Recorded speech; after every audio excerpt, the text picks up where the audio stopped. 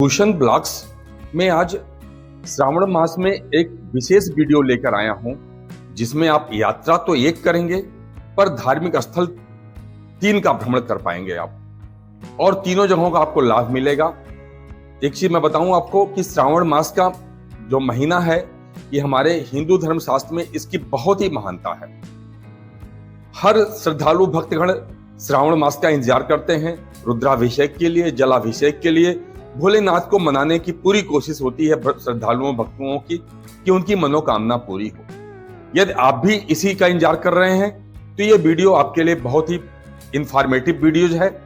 थोड़ा सा वीडियो लंबा जरूर है, पर आप वीडियो को मिस भी ना करें, स्किप भी ना करें, क्योंकि 3 धार्मिक स्थलों को एक साथ दिखाया गया है इस वीडियो में। जहां पर एक तरफ तो आपको हम भोलेनाथ की नगरी दिखाएंगे, उससे पहले हम यहाँ पर नैमिषारण्य में ले चलेंगे, जो कि 88,000 ऋषियों मुनियों की तपोस्थली रही है।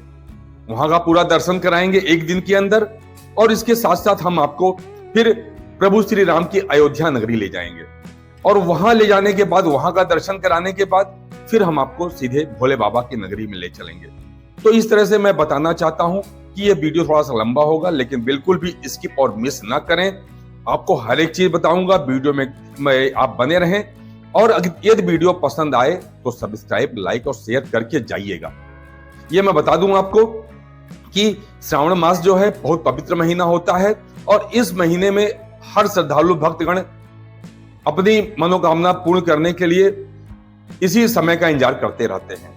तो एक तरफ जहां भोलेनाथ की नगरी में हर हर महादेव, नमः पार्वती पतये हर हर महादेव का नारा लगता है, वहीं पर अयोध्या नगरी में जय श्री राम का नारा लगता है। वहीं नैमिषारण्य में मुनियों की तपोस्थली है, जिसे नैमिषारण्य को तीर्थों का पुरोहित कहा जाता है। वहां पे इसका बहुत ही विशेष महत्व है। और जब आप सीरियली करेंगे यहां से नैमिषारण्य से फिर आप जाएंगे प्रभु श्री राम की नगरी, और उसके बाद फिर भोलेनाथ की नगरी में जाएंगे, तो आपको इसका विशेष लाभ मिलेगा।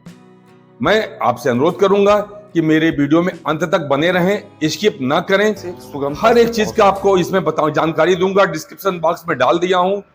कब आए, कितना खर्चा होगा, कहां पे रहें, सब जानकारी आपको इस वीडियो में मिलेगी। तो अब हम आपको वीडियो में विलंब ना करते हुए सीधे ले चलते हैं आपको नैमिषारण्य, और नैमिषारण्य के लिए हम आपको ले चलते हैं लखनऊ। मैं इस समय आपको उत्तर प्रदेश के Lucknow railway station, Charbagh railway station पर लेकर आ गया हूं। यदि आप इस यात्रा को करना चाहते हैं तो कहीं से स्टार्ट कर सकते हैं, चाहे लखनऊ से, चाहे वाराणसी से, चाहे अयोध्या धाम से। तीनों ही जगहों से, देश के प्रमुख स्टेशनों से रेलवे की कनेक्टिविटी बहुत अच्छी है। मैं अपनी यात्रा पहले लखनऊ रेलवे स्टेशन से स्टार्ट किया हूं और नैमिषारण्य गया हूं, तो मैं लखनऊ वंदे भारत ट्रेन से आया था। और मैं आपको बता दूं कि आप आसानी से, सुगमता से आप देश के किसी भी हिस्से से आप यहाँ पर आ सकते हैं और आप अपनी यात्रा स्टार्ट कर सकते हैं। यदि आप किन्हीं कारणों से बाई प्लेन आना चाहते हैं तो आप प्लेन से भी आ सकते हैं। यहाँ पर लखनऊ का नियरेस्ट एयरपोर्ट है चौधरी चरण सिंह अंतर्राष्ट्रीय हवाई अड्डा, जहां पर आप फ्लाइट से आएंगे, आपको वहीं पे आना पड़ेगा। और यह भी आपको मैं एयरपोर्ट का बाहर का दृश्य दिखा पा रहा हूँ। आप यहाँ से सीधे आप को लखनऊ रेलवे स्टेशन, या आप कहीं भी होटल में रुक सकते हैं। और मैं तो चूंकि ट्रेन से गया था, इसलिए आप लखनऊ रेलवे स्टेशन की डॉर्मेट्री में ले चलता हूँ। भैया आपके यहाँ डॉर्मेट्री कैसे बुक हो जाती है, थोड़ा बताएंगे? ऑनलाइन भी हो जाती है और यहाँ से भी हो जाती है। अच्छा, यहाँ आने पे डॉर्मेट्री में बुक होने में कोई दिक्कत तो नहीं आती? यहाँ पर अवेलेबिलिटी रही सर तो 100% आपको मिल जाती है। कुछ डॉर्मेट्री और अपना क्या क्या है आपके पास? डॉर्मेट्री है, केबिन है या सूट है, वो मुझे दिखाएंगे?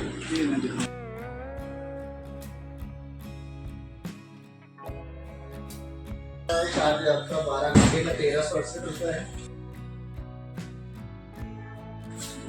इसका किसका क्या चार्ज होता है? 628 रुपीज़ है 12 घंटे का। अच्छा, ठीक है, पूरा 2400 रुपये।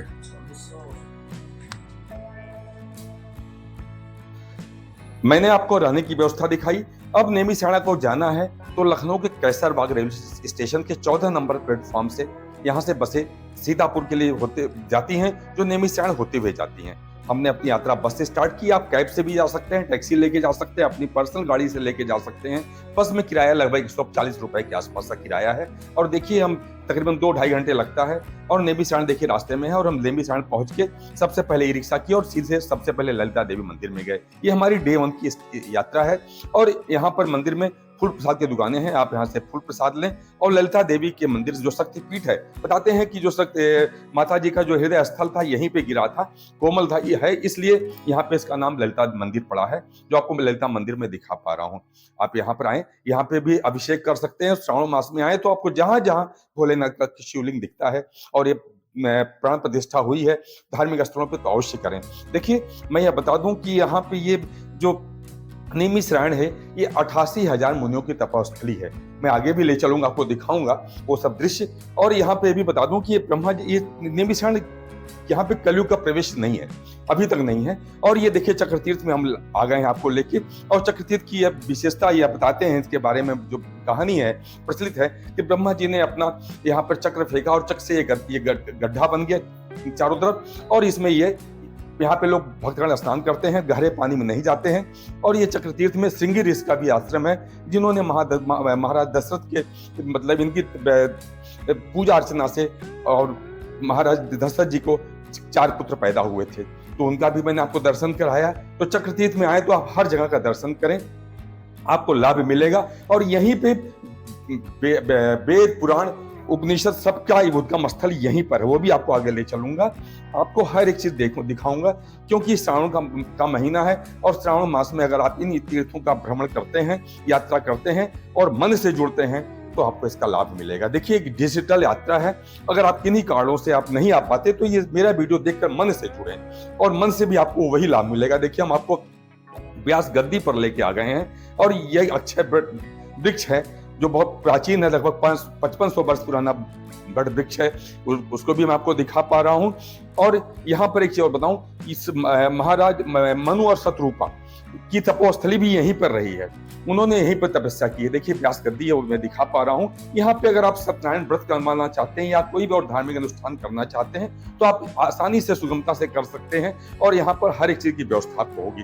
देखिए जो मैं आपको बता रहा था, महर्षि मनु और शत्रुपा जो हमारे सृष्टि के प्रथम स्त्री और पुरुष हैं, उनका भी तपोस्थली यहीं रहा है, और तो इसलिए मैं आपको ये दिखा पा रहा हूँ मनु शत्रुपा मंदिर। आप वो भी आए तो देखें, ये व्यास गद्दी के बगल में ही, कहीं आपको दूर नहीं जाना है।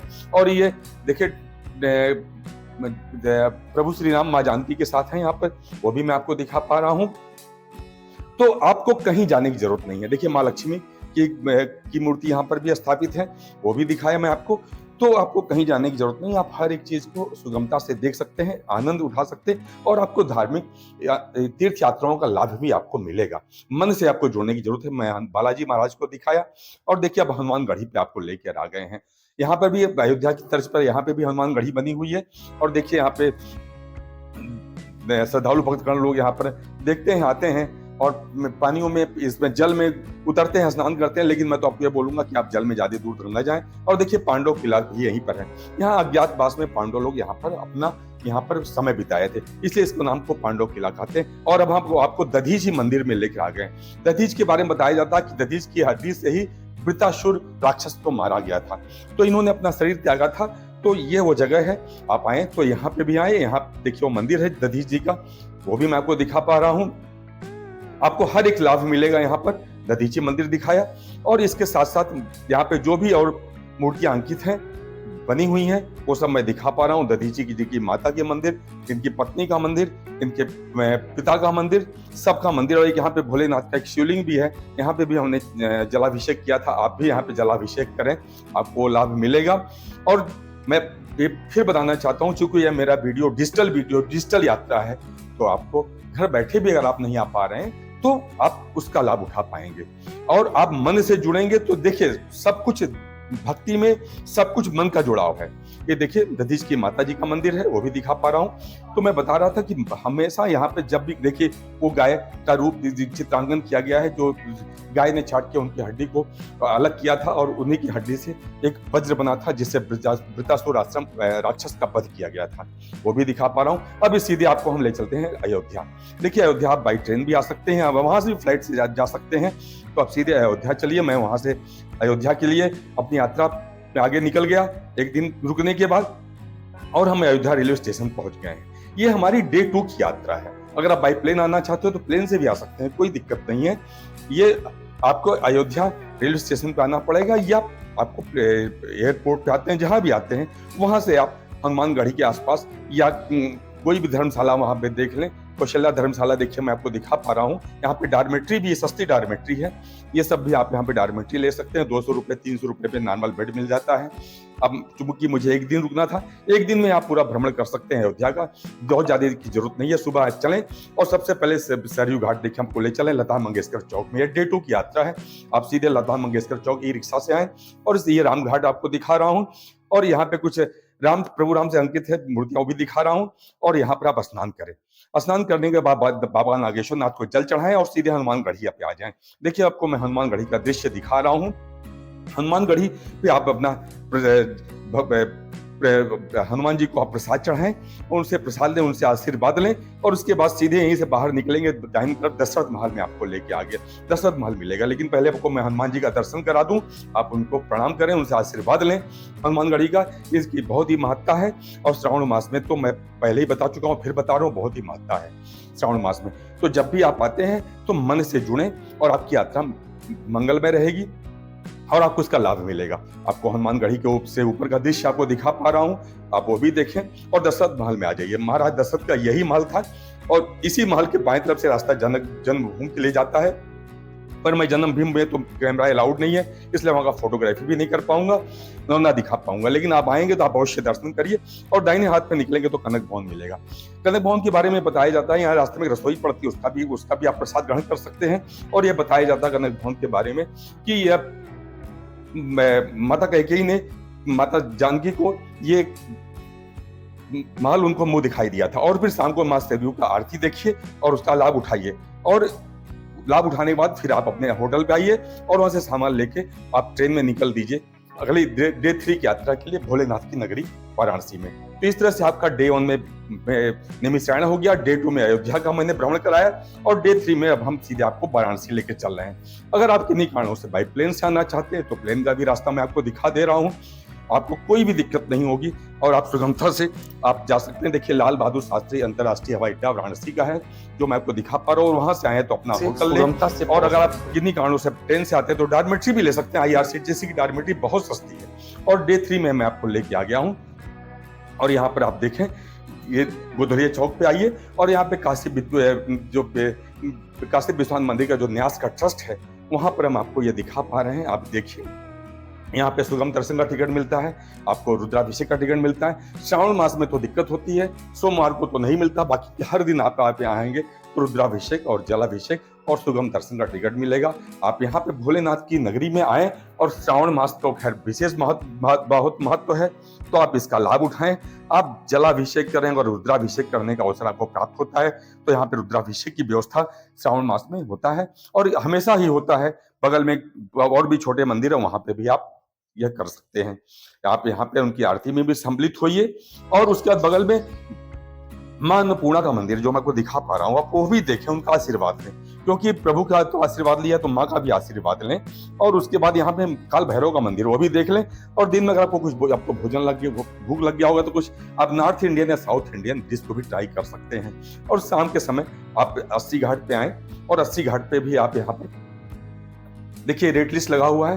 आप 80 घाट से आप नमो घाट तक आने जाने का या किसी भी घाट से आने जाने का किराया रेट लिस्ट लगा हुआ है। आप मैं भी यहाँ पे वोटिंग किया, आप भी आराम से सुगमता से वोटिंग कर सकते हैं। देखिए, ये वोटिंग के लिए शाम का समय ज्यादा उपयुक्त है, दिन में तो ना करेंगे क्योंकि कॉस्टली भी पड़ता है, और शाम को बहुत से यात्री और श्रद्धालु भक्त आते हैं, इसलिए आप सुगमता से कर सकते हैं। देखिए, नमो घाट भी मैं आपको दिखा पा रहा हूँ, आप वो भी देख पा रहे होंगे। और उसके बाद अब आप आते समय रास्ते में उतर जाए, काशी विश्वनाथ कॉरिडोर चले जाएं, और काशी विश्वनाथ कॉरिडोर को भी आप देखें, और यहाँ पे कुछ देर बैठे, यहाँ पे खाने पीने की व्यवस्था है वो भी आप देखें। और शाम के समय यहाँ पे लाइट की रोशनी की जब व्यवस्था हो जाती है तो ये मंदिर की छटा कुछ और ही निखर के आती है।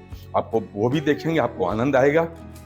ये सब चीज आपको लुभावना लगेगा और यहाँ पे आप अपने पसंदीदा कोई भी डिश आप यहाँ पर खा सकते हैं, ले सकते हैं। तो काशी विश्वनाथ कॉरिडोर है जो मैं आपको रात के समय कैसा दिखता है वो मैं आपको दिखा पा रहा हूँ। और फिर मैं आपको बोल रहा हूँ, आपसे अनुरोध करता हूँ कि यदि मेरा वीडियो पसंद आ रहा होगा तो जरूर सब्सक्राइब, लाइक और शेयर करके जाइएगा। ऑल पे बटन जरूर दबाइएगा। और उसके आगे अब सीधे हम गोदलिया रास्ते पे चलते हैं। शाम के समय देखिए रात का दृश्य है, मार्केट का यहाँ पे ठंडाई भी मिलती है, वो भी आप पी सकते हैं। और यहाँ पर चाट बहुत फेमस है, वो भी मिल सकता है। तो मैं बता रहा था जिस रास्ते से मैं आ रहा था ये किसी भी हिल स्टेशन के माल रोड से कम तो नहीं दिखता, आपको माल रोड जैसा ही दिखेगा।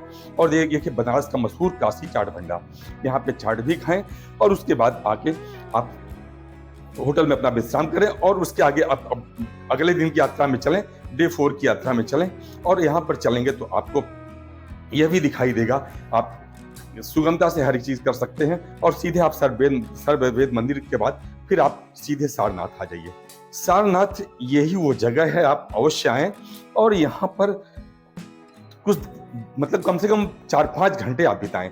यहाँ पे थाई मंदिर है, लंकन मंदिर, सब दिखाऊंगा आपको। साथ यहाँ पे सारनाथ म्यूजियम भी है, वह भी दिखाऊंगा। आप सब देखें, आपको सबका लाभ मिलेगा और सब कुछ समझ पाएंगे। देखिए मैं थाई मंदिर में आपको लेके आ गया हूँ और ये जो अशोक का स्तंभ है जो हमारे करेंसी पे छपा होता है वो यहीं से लिया गया है, वो भी मैं आपको दिखा पा रहा हूँ। आप वो सब वो दृश्य देख पा रहे हैं। इसलिए मेरा ये प्रयास है कि जब आप श्रावण मास के इस पवित्र महीने में भ्रमण कर रहे हैं और चूंकि तीर्थ यात्रा पे निकले हैं और एक ही यात्रा से आपको 3 जगहों पे आपको लेके जा रहा हूं, बहुत ज्यादा खर्चा भी नहीं आएगा। खर्चा भी मैंने डिस्क्रिप्शन बॉक्स में डाल दिया है, कहाँ रुकना वो भी डिस्क्रिप्शन बॉक्स में डाल दिया है। तो आपको कोई ज्यादा खर्चा नहीं हुआ और एक ही खर्चे में, एक ही यात्रा में आपको तीनों धार्मिक स्थलों पर जाने पर उनका लाभ प्राप्त होगा। देखिए अब हम श्रीलंकन टेम्पल में आपको लेके आ गए हैं, वहां का भी दृश्य आपको दिखा पा रहा हूँ, आप देख पाएंगे और आप समझ पाएंगे हर एक दृश्य को। देखिए वहां पे और भी एक बहुत भगवान बुद्ध अपने भिक्षुओं को कुछ समझा रहे हैं, वो भी आपको मैं दिखा पा रहा हूं।